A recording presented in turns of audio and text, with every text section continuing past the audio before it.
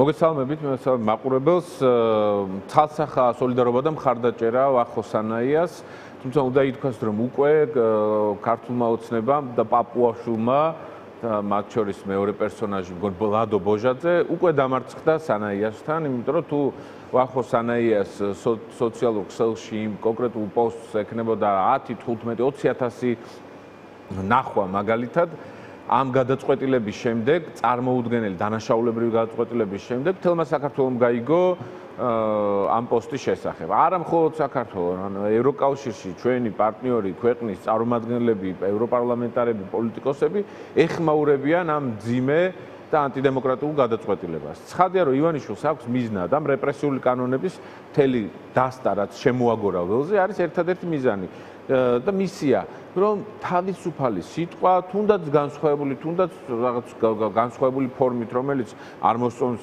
ზალიკოს ან სხვას, არ აქვს ამას მნიშვნელობა, თავისუფალი სიტყვა შეზღუდოს. და ამ შეზღუდვის პირობებში ადამიანებს უშვებს ციხეში, განსაკუთრებულად მძიმე არის ეს მაშინ, როცა საქმე ეხება ჟურნალისტებს, საქმე ეხება პოლიტიკოსებს, საქმე ეხება სამოქალაქო აქტივისტებს, ჟურნალისტები პირველ ადგილზე დგას ამ მიმართულებით, რომ შეუძლებელია ჟურნალისტს განუსაზღვრო, როგორც ტელევიზია ზღუდავენ დღეს და ამბობენ რა თქვა, რა არ თქვა, რა შეფასება შეგიძლია, შეფასებით კატეგორია გააკეთო, რა არ შეგიძლია და ამისთვის ხან ერთი უწყება შექმნეს, ხან მეორე, ეხლა სკროლვა სკრინვის დეპარტამენტი დაამატეს ამ ყველაფერს.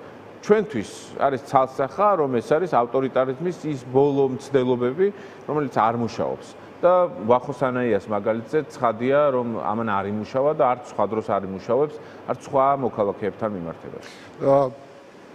რაც შეეხება იმ სასამართლო პროცესებს, რომელიც მიმდინარეობს და დღეს გამოცხადა, რომ ერთ თვით გადაიდო, მაინტერესებს თქვენი მოსაზრება, რატომ მოხდა ამ პროცესის გადავადება, იმიტომ რომ მანამდე იყო გაცხადება, რომ დაჩქარებული ტემპით უნდა წასულიყო და სავარაუდოდ აგვისტოში უკვე განაჩენსებელდებოდა, მაგრამ დღეს მოსამართლემ თქვა, რომ აგვისტოში არანაირი პროცესი არ იქნება და ასევე საინტერესოა ის მტკიცებულებები, რომელიც დღეს იქნა წარმოდგენილი პროკურატურის მიერ, ანუ მე ვსაუბრობ იმ საჯარო პოლიტიკურ გამოსვლებზე, რომელიც ჰქონდათ ლიდერებს და დღეს ეს ყველაფერი, ასე იგი, აღწერილია და საქმეში დევს მტკიცებულად. მაგალითად, მამუკა ხაზარაძის და ბადრი ჯაფარიძის წინააღმდეგ საქმეში დევს მტკიცებულად ის, რომ ისინი მხარს უჭერდნენ უკრაინას რუსეთთან ომში და საზოგადოებას მოუწოდებდნენ, რომ სოლიდარულები ყოფილიყვნენ უკრაინელი ხალხის მიმართ. ეს ჩათვალეს დანაშაულად და ახლა ეს არის მტკიცებულება თქვენი ლიდერების წინააღმდეგ.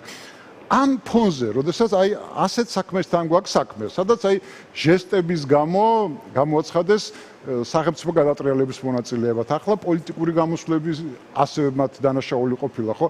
რა მოლოდინი გაქვთ საერთოდ ამ პროცესებიდან და რატომ მოხდა ფორსირებული პროცესების გადადება სექტემბრისთვის? მოდი იმისთვის რომ გავიგოთ, ჩვენ მეც რომ გავიგო, ყველამ რომ გავიხსენოთ, რა არის, რასთან გვაქვს საქმე. საბოტაჟის ეგრეთ წოდებული საბოტაჟის საქმე, სადაც ივანიშვილმა თავის პროკურატურის დავალებით შეკერა რაღაც წარმოუდგენელი სისულელე და 8 პოლიტიკურ ლიდერს, ყველა ძირითადი პარტიიდან წაუყენა ბრალი ქვეყნის საბოტაჟში, დანაშაულში, სახელმწიფო გადატრიალების მცდელობაში და რაღაც სიგიჟეებში, 1000 სიგიჟეში. პროცესი დაიწყო თავიდან ნელა. აი რაღაც წარმოუდგენელი დუნე ტემპით, იმიტომ რომ არ იცოდნენ რა გაეკეთებინათ საერთოდ, სრული სისულელე და ბლეფი და პროპაგანდა იყო ეს, შემდეგ ეს პროცესი დააჩქარეს. მანამდე ერთი თვის განმავლობაში ერთი პროცესი იმართებოდა. ერთი სასამართლო პროცესი მურუსიძე ესე გადაწყვიტა ივანიშვილთან ერთად. ერთი თვის განმავლობაში მხოლოდ ერთი სასამართლო პროცესი. ამის შემდეგ ჩვენ ვნახეთ, რომ ივანიშვილმა დააფორსირა და თვეში 10-მდე სასამართლო პროცესი იმართებოდა. ერთის ნაცვლად 10, ანუ 1-10-თან აჩქარა სასამართლო პროცესები. ივანიშვილს ეგონა, რომ ამის გამო ვინმე ჩვენ დასავლური სამყაროდან დაუჯდებოდა მას და რაღაც ვაჭრობას დაუწყებდა ამ პატიმრების, პოლიტიკური ლიდერების რაღაც სახელიდან ასე შემდეგ. და რა მოხდა? ეს არ მოხდა. ივანიშვილმა არასწორი, კიდევ ერთი არასწორი გათვლა გააკეთა და უკვე ჩიხში შეიყვანა საკუთარი თავი, აღარ იცის რა გააკეთოს, ბოლომდე მიყვანისაც ეშინია საქმის და ამ დროს ხედავთ, რომ ისევ შეანელა, განუსაზღვრელი ვადით და ეს ყველაფერი მხოლოდ ერთ რამეზე მიუთითებს. არც პროცესების დაწყება, არ ყოფილა სამართლებრივი პროცესი. არც მისი აჩქარება და არც ახლა მისი დაპაუზება არ ყოფილა სამართლებრივი პროცესი. ეს არის მხოლოდ ერთი ადამიანის თავში მოხარშული ბრძანებები და გადაწყვეტილებები, რომ ჯერ დაიწყეთ პროცესი, მერე აჩქარეთ, მერე დააპაუზეთ, სხვანაირად, სხვა ახსნა არ არსებობს. სხვანაირად სამართლებრივი პროცესები არ მიმდინარეობს საერთოდ. ანუ ფაქტობრივი მოცემულობა, რომ ეს არის პოლიტიკური დევნის რაღაც ერთიანი სქემა, სადაც ერთი ადამიანი სადღაც შუშის სასახლეში ზის თუ აბასთუმანში სუფთა ჰაერზე ზის და ამბობს, რომ ახლა მოუმატეთ დგას, ახლა დააპაუზეთ, იმიტომ რომ ამით ვაჭრობს. მხოლოდ და მხოლოდ ვაჭრობისთვის სჭირდება ეს ყველაფერი და არაფერი სხვა. მას არ გააჩნია არც სამართლიანობის განცდა, არც სასამართლოს პატივისცემა, იმიტომ რომ შეუძლებელია ლევან მურუსიძე, სანდრო გირგულიანის მოსამართლე დასვა სასამართლო სისტემის თავკაცად და სამართლიანობაზე ან სამართალზე ჰქონდეს პრეტენზია. ეს არის ივანიშვილი, რომელიც მოვიდა ერთი დაპირებით, შეურაცხყოფა მიაყენა საქართველოს მოსახლეობას და ეს დაპირებები ყველაფერი საწინააღმდეგოდ გააკეთა. ირაკლი, ის პროცესები, რომელიც ახლა მიმდინარეობს ოპოზიციაში და მე მინდა გკითხოთ ასევე იმ ინიციატივაზე, რომელიც წამოაყენა ვიქტორ ყიფიანმა რამდენიმე დღის წინ, მათ შორის იმაზე, რომ ხوار დაიწყოს დიალოგი ოცნებასთან, იმასთან დაკავშირებით, რომ შეიცვალოს საარჩევნო სისტემა. ზოგადად, რამდენად რეალურად მიგაჩნიათ ასეთი ფორმის დიალოგის წარმოება ქართულ ოცნებასთან, იმ ფონზე, რომ პრაქტიკულად ოცნება არაფრის დათმობას არ აპირებს და ეს ღიათ აქვს გაცხადებული და ასეთ წინადადებებზე პირიქით აქეთ ამბობენ, რომ აი ნახეთ საკონსტიტუციო სასამართლოც საერთოდ აკრს გძალავთ და რა არჩევნები იქნება. გვაქვს ეს გამოცდილება. კი. ხო და ასე რომ როგორ მიგაჩნიათ თქვენ ბრძოლის გაგრძელების, როგორ იქნება სტრატეგია ბრძოლის გაგრძელების? რაც შეეხება არჩევნების ბოიკოტს, ამაზე უკვე ის სკეპტიკოსებიც კი, რომლებიც ადრე არჩევნებს უყურებდნენ და აფასებდნენ, რომ ჯობდა ბოიკოტი ყოფილიყო, ისინიც კი დღეს ამბობენ, რომ არჩევნები არის ახლა ის ერთადერთი გამოსავალი, რომელთაც შეიძლება ივანიშვილი შეიცვალოს. მაგრამ როგორ უნდა მივიდეთ არჩევნებამდე? ანუ რა ფორმით უნდა ჩატარდეს არჩევნები, რომ ოპოზიციამ მიიღოს ამ არჩევნებში მონაწილეობა? მარტივი მოცემულობა, მე არ ვიცი ვინ რა განცხადება ან მოწოდება გააკეთა, მაგრამ ჩვენ გვქონდა ლელოს და კოალიცია ძლიერ საქართველოს მოწოდება პოზიციის დაფიქსირება საჯარო და ღიად დაახლოებით ალბათ 5 თვის წინ, სადაც ვთქვით, რომ კრიზისი უმძიმესია ქვეყანაში, ამ კრიზისის გადასაჭრელად აუცილებელია დიალოგი. და ეს გავაკეთეთ სრულად გამიზნულად და გააზრებულად. და ვამბობთ, რომ ეს დიალოგი მათ შორის ქართულ ოცნებასთან უნდა დაწყებულიყო. გვქონდა თუ არა ამის მოლოდინი, რომ ქართული ოცნება საპასუხო ნაბიჯს გადადგამდა? არა, არ გქონია ეს მოლოდინი. რატომ გავაკეთეთ ეს ყველაფერი? იმიტომ რომ კიდევ ერთხელ განსაკუთრებულად ქართული ოცნების მხარდაჭერებისთვის გვეჩვენებინა, რომ თუ ვინმეს არ უნდა ამ ქვეყანაში კრიზისის განმუხტვა, არის ქართული ოცნება. ჩვენ ნაბიჯი გადავდგით, თქვით რომ მზად ვართ დიალოგისთვის და რა იყო გაგახსენებთ ქართული ოცნების სპიკერების ივანიშვილის პატარა ხელის ბიჭების პასუხი.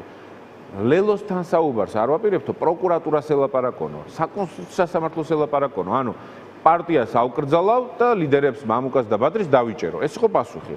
ამიტომ თუ ვინმე ისევ ამ წრეზე შევა, მცდელობას შეიძლება ჰქონდეს თავისი მხრიდან აზრი, მაგრამ ჩვენ უკვე ეს გავლილი გვაქვს. ამით არანაირი მოლოდინი არ გქონია კიდევ ერთხელ დავკონკრეტები. უბრალოდ კიდევ ერთხელ განსაკუთრებულად ქართული ოცნების მხარდამჭერებს ვაჩვენეთ, რომ დესტრუქციული ძალა თუ პოლიტიკურ სივრცეში არსებობს, ეს მხოლოდ და მხოლოდ ივანიშვილი და ქართული ოცნებაა, იმიტომ რომ კრიზისის განმუხტვა მხოლოდ მათ არ უნდათ. იმიტომ რომ დიალოგისთვის აი აღმოჩნდა ბევრი ამზად, ხო? გარდა ივანიშვილისა და ქართული ოცნებისა. ისინი არიან კრიზისის მხარდამჭერები, ისინი არიან დაპირისპირების მხარდამჭერები, ისინი არიან პოლარიზების მხარდამჭერები, ივანიშვილი და მისი გუნდი, ისინი არიან გახლეჩის, ოჯახების დაპირისპირების მხარდამჭერები. ამიტომაც ისინი მიდიან თვით იზოლაციაში და არანაირ დიალოგისთვის მზად არ არიან. როგორი უნდა იყოს თქვენი კითხვის მეორე ნაწილი იყოს, როგორი უნდა იყოს არჩევნები, რომ ოპოზიცია მონაწილეობა მიიღოს. ჩვენი ცალსახა პოზიცია, ჩვენი კოალიციის ლელო ძლიერი საქართველოს პოზიცია არის, რომ ჩვენ არ ველოდებით ბიძინა ივანიშვილის გაკეთილშობილებას. მოლოდინი იმისა, რომ ივანიშვილი ერთ დღესაც გაიღვიძებს და ის დემოკრატი გახდება, ავტორიტარისგან დემოკრატი გახდება, ამის მოლოდინი რა თქმა უნდა არ გვაქვს. და მინდა გავახსენო საზოგადოებას. 90-იანი წლებიდან მოყოლებული საქართველოში თავისუფალი არჩევნები არ ჩატარებულა. იგულისხმება მათ შორის ხელისუფლების განსაკუთრებულად ხელისუფლების ცვლილების არჩევნები. ჯერ ზვიად გამსახურდია კომუნისტებს მოუგო საერთოდ კომუნისტების მიერ ჩატარებული არჩევნები. ამ ტიპის არჩევნებში მოიგო, შემდეგ სააკაშვილმა მოუგო შევარდნაძის ძალიან კორუმპირებულ და ანტიდემოკრატიულ მთავრობას, 2012 წელს ქართულმა ოცნებამ დაამარცხა ნაციონალური მოძრაობა და არც ის არჩევნები დღეს აქტიურია ის პოლიტიკური პარტია პოლიტიკურ პროცესებში და ნუ დაავიწყება, არც 2012 წლის არჩევნები არ იყო დემოკრატიული, ერთ-ერთი სხვაობა იყო. იმ ხელისუფლებას ანაღლებდა დასავლური სამყაროს ბედი ის საარჩევნო გარემო, რომელიც დღეს არის ჩემი სუბიექტური აზრია, რა თქმა უნდა, ის საარჩევნო გარემო, რომელიც დღეს არის, არ შეედრება არც ერთ არჩევნებს, რომელიც აქამდე იყო. მე არ გულისხმობ ახლა საბჭოთა არჩევნებს და იქაურ კანონმდებლობას, რა თქმა უნდა, როცა კომუნისტური რეჟიმი დამარცხდა, მაგრამ მას შემდეგ რაღაც ცვლილებები მუდმივად ხდებოდა საარჩევნო კანონმდებლობაში, ოღონდ ეს მიდიოდა დემოკრატიის კუთხით და არა უკუსლის კუთხით. დღეს ჩვენ გვაქვს აბსოლუტურად ქართულ ოცნებაზე მორგებული საარჩევნო გარემო, ამას ემატება ის, რომ პარტიებს ემუქრებიან აგრძელებით და შეიძლება რამდენიმე თვეში პარტიების ძალიან დიდი ნაწილი აგრძელონ და დაგვიჭირონ. აგრძელული იყოს, ან მეორენად ის, რომ დაჭერილი იყვნენ ლიდერების უმეტესობა, კიდევ ამას ემატება ისიც, რომ დამკვირვებლები შეიძლება საერთოდ არ იყვნენ არჩევნებზე, მათ შორისაც ეუთოს და ოდირის წარმომადგენლები, მე ასეთი არჩევნები არ მახსენდება ჩვენს უახლოეს ისტორიაში. ამისად ვითარება ძალიან მძიმეა და ასეთი არჩევნებიც მისაღებია თქვენთვის? ჩვენთვის არჩევნები მისაღები ვერ იქნება ამ შემთხვევაში, ანუ რას გულისხმობთ, შეხედეთ, პირველ რიგში მინდა წინა წელს გამოეხმარა. არასდროს ამ ქვეყანაში საარჩევნო კანონმდებლობა ოპოზიციის მხარეს არ ყოფილა. არასდროს. არც 12 წელს ურნებიც გაიტაცეს და სროლაც იყო. ისევე როგორც ამ ბოლო არჩევნებზე სროლა გლდანში ხო იყო სროლა. ისევე იყო წინა 2012 წლის არჩევნებზე. ურნების გატაცებაც იყო და სროლაც იყო საარჩევნო უბნებზე და მძიმე არჩევნები იყო ძალიან. მაგრამ გამარჯვება შესაძლებელია. რატომ მომყავს ეს არგუმენტი? არასდროს საარჩევნო კანონმდებლობა ოპოზიციის მხარეს არ არის. ოპოზიციის მხარეს უნდა იყოს დამთრგუნველი უმრავლესობა, სადაც ოპოზიციამ უნდა გააჩინოს რწმენა, უნდა გააჩინოს რწმენა არჩევნებისადმი და დღეს პირიქით ხდება ბოიკოტის მხარდამჭერებმა გაანადგურეს რწმენა არჩევნებისადმი. რა თქმა უნდა, ამაში მთავარი ბრალდებული არის ივანიშვილი. ივანიშვილი, რომელმაც დაარღვია სამართლიანობის განცდა. ერთი თავისი საარჩევნო პროცესების მიმართ და მეორე სასამართლოს მიმართ, სადაც შეიძლება გაასაჩირო საარჩევნო შედეგები. რა თქმა უნდა, ივანიშვილი ამას პასუხისმგებელია, მაგრამ ოპოზიციის ნაწილმა ხელი შეუწყო ამ ყველაფერს. უნგრეთის მაგალითი ძალიან მნიშვნელოვანი მაგალითია. არც იქ არ ყოფილა ოპოზიციის სასარგებლოდ საარჩევნო კანონმდებლობა. არათუ ჩვენთან ზეწოლაა, მაგრამ იქ საერთოდ ოპოზიციური, კრიტიკული, ობიექტური და დამოუკიდებელი არხით საინფორმაციო საშუალებაც კი არ არსებობდა. ამიტომ უნდა გვესმოდეთ, რომ ეს შანსები არ უნდა გაუშვათ. მე ძალიან გულდაწყვეტით მიხარია ამას სრული პასუხისმგებლობა. გულდაწყვეტით მიხარია, რომ რიგი ოპოზიციონერი ლიდერები, სპიკერები, მათ შორის ექსპერტები ბოლო პერიოდში ლაპარაკობენ, რომ ხო არჩევნები თურმე უალტერნატივო ყოფილა და არ დავასახელებ ახლა სახელგვარებს, მაგრამ ამბობენ, რომ აი აქამდე რომ მიგვეღოთ თუნდაც წინა არჩევნებში მონაწილეობა დიდი ქალაქებში შეიძლებოდა ივანიშვილის დამარცხება. ეს იქნებოდა წინ გადადგმული ერთი ნაბიჯი იმისთვის, რომ ივანიშვილი ახლა მომდევნო არჩევნებში იქნება ეს რიგგარეშე, იქნება ეს შუალედური, იქნება ეს მორიგი, ანუ მომდევნო არჩევნები, რავადაშიც არ უნდა იყოს, ივანიშვილი ბევრად სუსტი იქნებოდა და რა მოიტანა ბოიკოტმა? რეგიონიდან ჩამოვედი გუშინ ღამით, ხვალ დილით ისევ მივემგზავრები და რა მოიტანა ამ ყველაფერმა? ჩამოშლილი რეგიონალური სტრუქტურები, სადაც ოპოზიციური წარმომადგენლობები თითქმის არ არსებობს. ანუ ადგილობრივ მოსახლეობას მხარდამჭერი და პატრონი აღარ ყავს, როგორც აქამდე ყავდა. სხვადასხვა საკრებულოში, სხვადასხვა მუნიციპალურ დონეზე, სადაც შეძლო.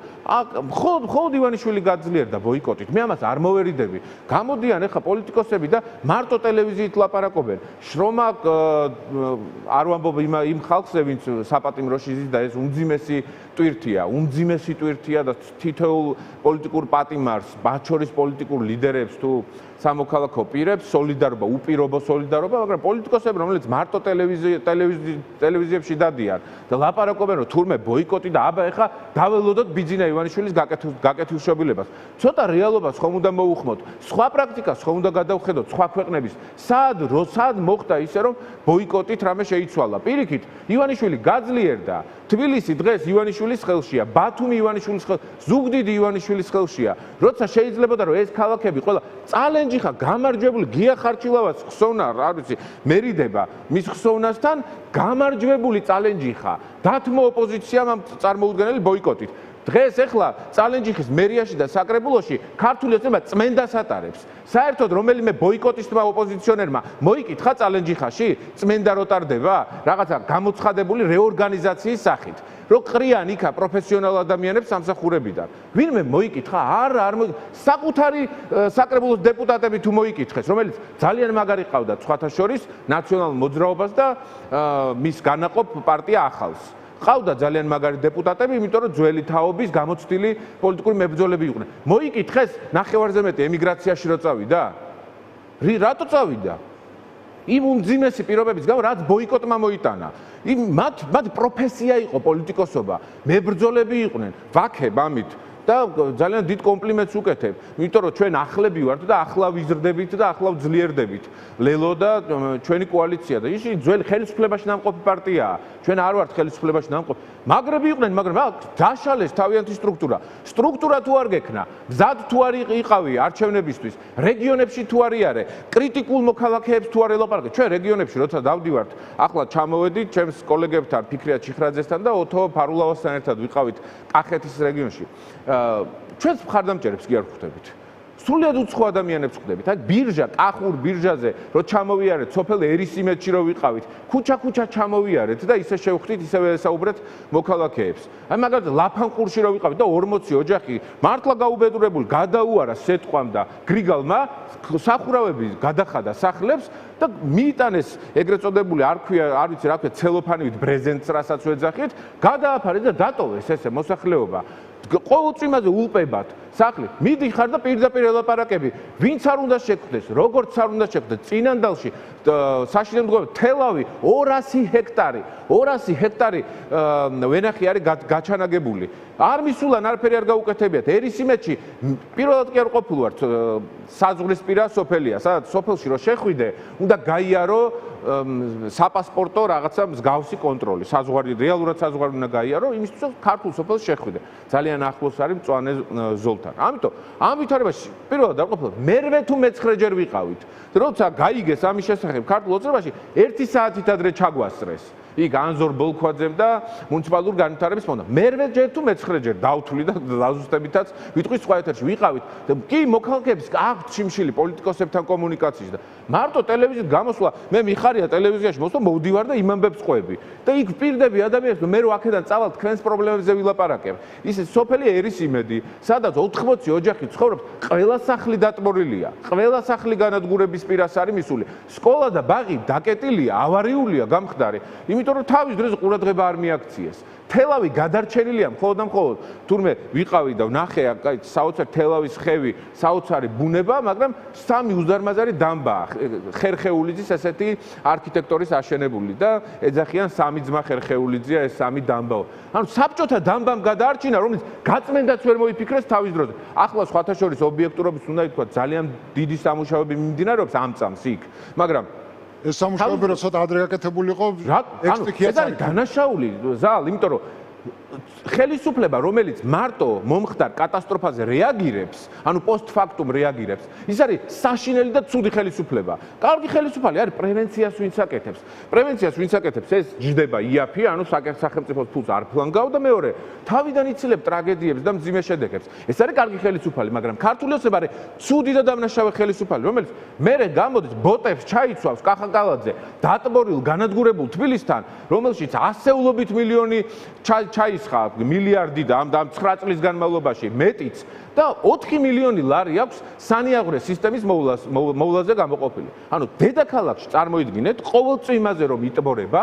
სანიაღვრე არხების მოვლაზე გამოყოფილია 4 მილიონი ლარი. ამ დროს პიარზე გამოყოფილია 5 მილიონი ლარი. კახაკალაძე რომ გააპიარონ 5 მილიონი ლარი იხარჯება, მაგრამ წყალი რომ გავიდეს, დაიწრიტოს ქალაქში წვიმა, ჩვეულებრივი წვიმა წვიმა ყველგან მოდისო. წვიმა კი ყველგან მოდის, მაგრამ ასე ყოველ წვიმაზე არ იტბორება ქალაქი და კალაძე გამოვა, ლაივს ჩაწერს, სვეტს ბოტებს ჩაიცვამს და გონია რომ ამით საქმეს აკეთებს და სინამდვილეში კორუფციამ შეჭამა ყველაფერი. ეს ამოდენა ურბანული ქაოსი რომ მოაწყო 4 მილიონი სამშენებლო ნებართვა როგაცა 4 მილიონი კვადრატული მეტრისა, 50,000 ნებართვა გასცა.